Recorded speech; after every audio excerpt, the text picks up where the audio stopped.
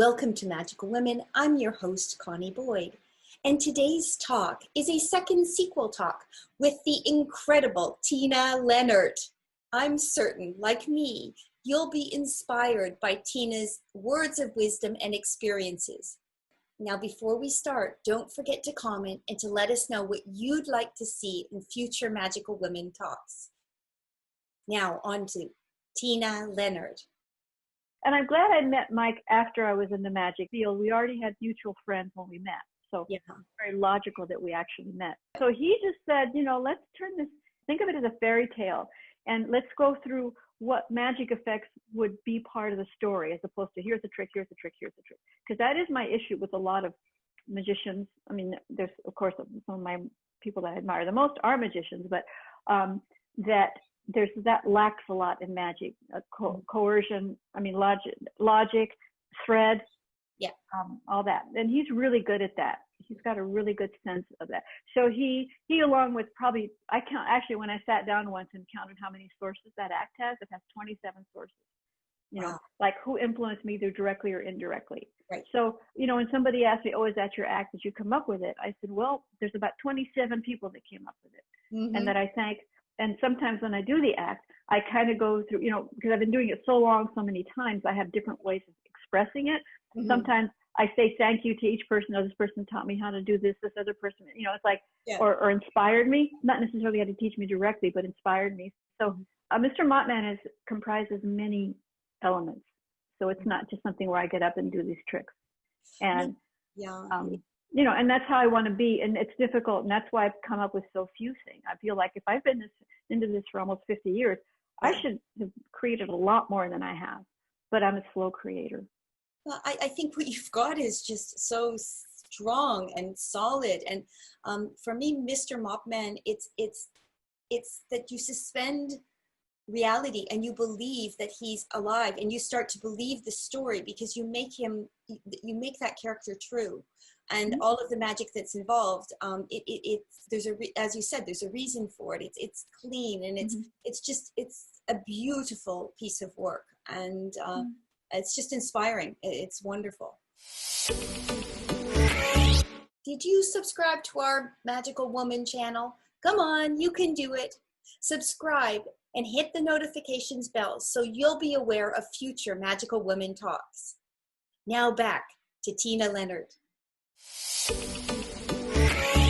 So I have this thing I call 11 steps. Yeah. That's probably based a little bit on Spinal Tap, where they say you turn up to 10. Turn up to 11 so that you really get all the steps. And I found that I've done like 4 different acts that are really different from each other, but they all have that same process. So I thought that was interesting, that there is a thread that you can follow. It's astonishing to find out how many people have similar experiences, and you always feel like you're the only one.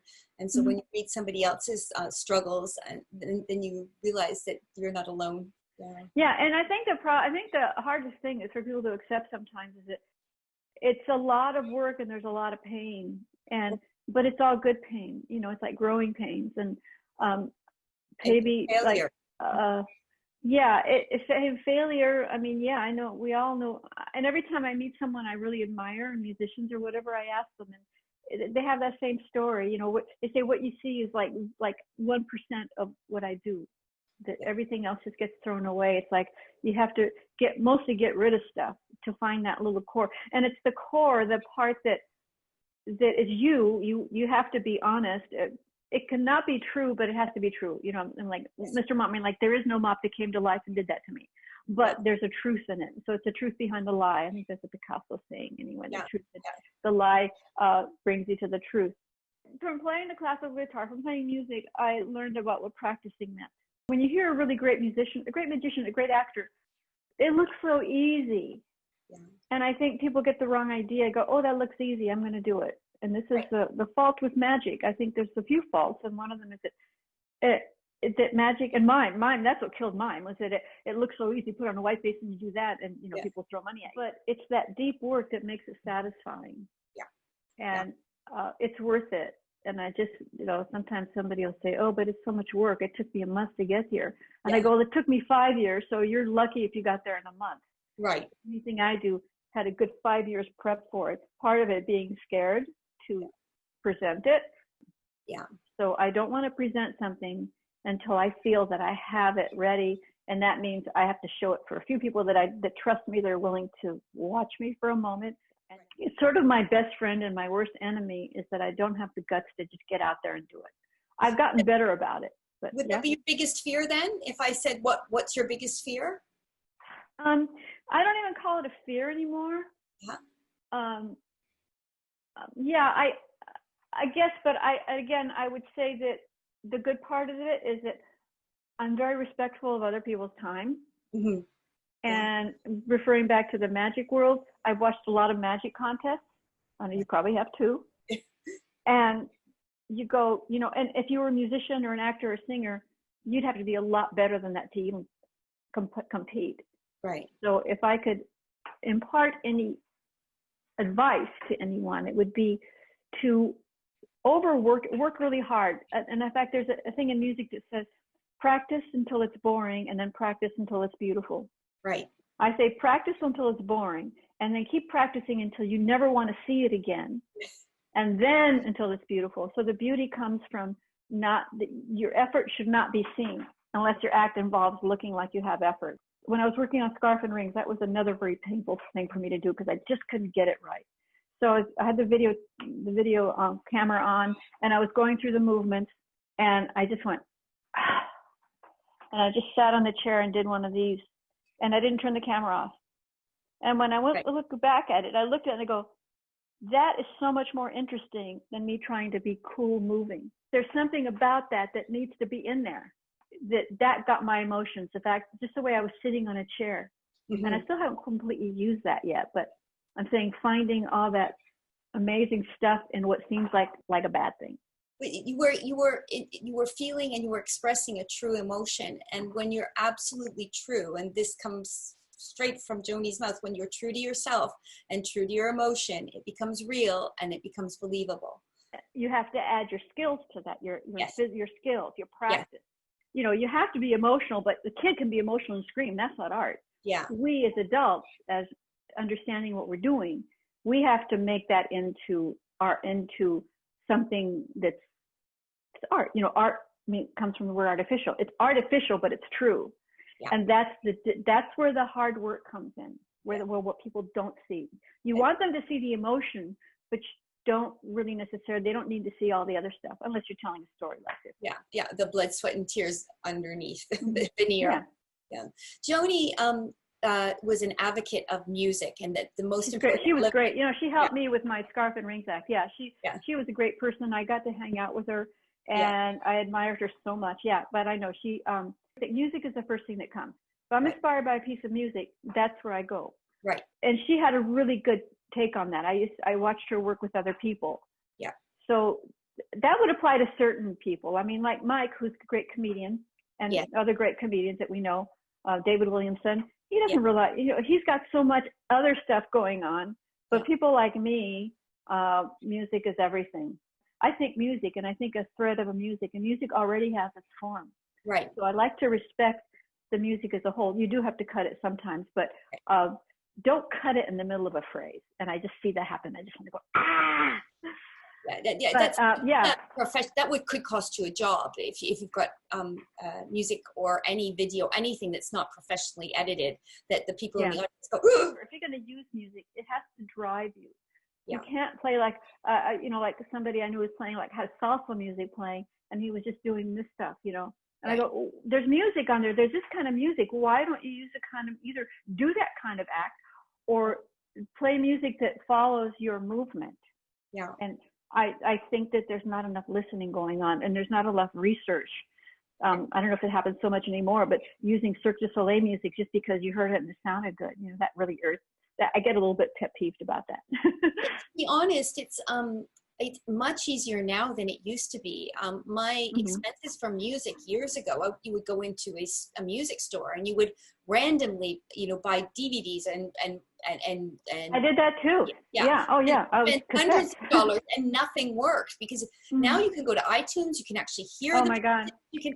I mean, it's changed my life dramatically. So really, there's no excuse in 2020 to not do your homework with music, because music.